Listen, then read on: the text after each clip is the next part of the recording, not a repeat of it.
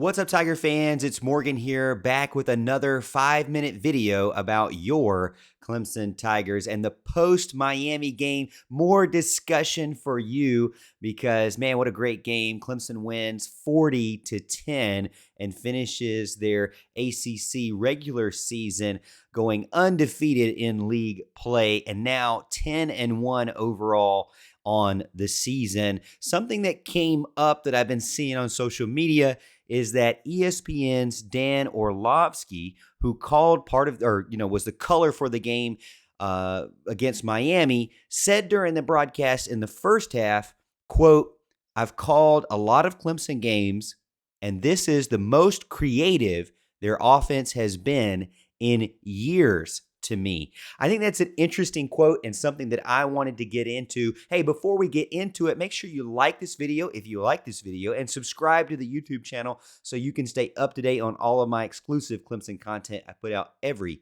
single week. All right, so when we're talking about Dan Orlovsky, now when I think about him, I know that there's been in the past where he has really criticized Clemson and their play calling and just the lack of creativity.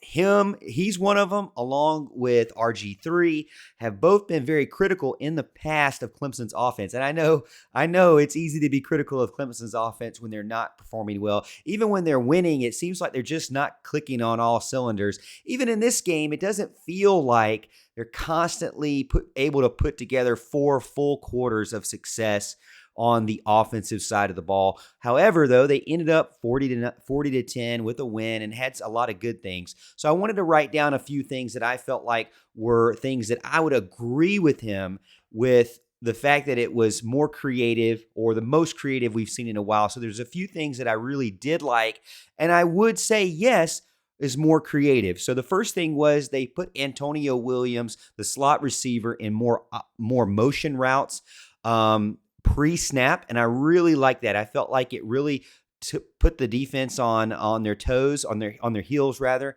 And I like that. I'm thinking of in my head that one play where they're in the red zone towards the hill. Antonio Williams gets motioned in to from the outside on the left to the tight end spot on the left, and then the ball gets hiked and he goes back out to the outside flats. Now DJ's looking at him for a potential pass. The defense does pick it up, but it makes a void there on the outside edge, which gives DJ the opportunity to get a first down. I felt like it's those type of plays where you're motioning your most dynamic receiver and keeping that defense on their heels and forcing one or two players to follow him either with their bodies or with their eyes, distracting them from what you could potentially be doing. Another thing I wrote down was tight end involvement. That's something that we've been preaching and been asking for. People in the comments during the live shows.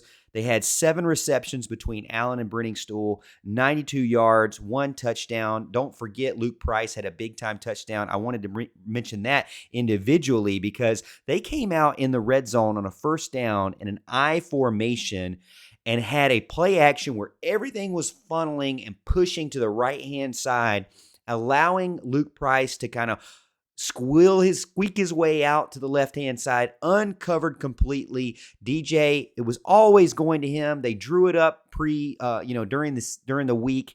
So that's the kind of stuff that an offensive coordinator is actually doing. So when you like that play, you have to realize, hey, I like that play. That's the offensive coordinator. That's Brandon Streeter drawing up something that they can use in a play that will eventually work, that could eventually work and did work. Another thing is a couple of times I noticed a lot of people knock DJ for not going through his reads. There was a couple of times where I noticed that DJ actually went from his first read to his second read and then ultimately to his third read. I wrote down here, there was a time where I remember right in front of me, he went from Davis Allen, wasn't there. Antonio Williams wasn't there. Phil Maffa was there and then ended up getting a first down. Some of the things I have in here, DJ running the ball aggressively, obviously having the best yards in his career in a single game. The fake run that went ultimately to Adam Randall on the sideline, Good, great draw up play. That wasn't, impromptu. That was what they wanted to do. And great catch by Adam Randall. Again, designs that seem to work really well with DJ. And then the ultimately 49-yard streak across the middle. Everybody talks about the across the middle. I can't wait to do the passing chart because that's going to be one big play. Between the hashes, Jake Briningstool catches it, almost takes it all the way to a touchdown, and it was a design from the right-hand side of lineup, 3 wide, where he came across the middle, caught the ball in between the hashes, kind of closer to the left hash, and went all the way down. I know you fans are loving that because I'm loving it too.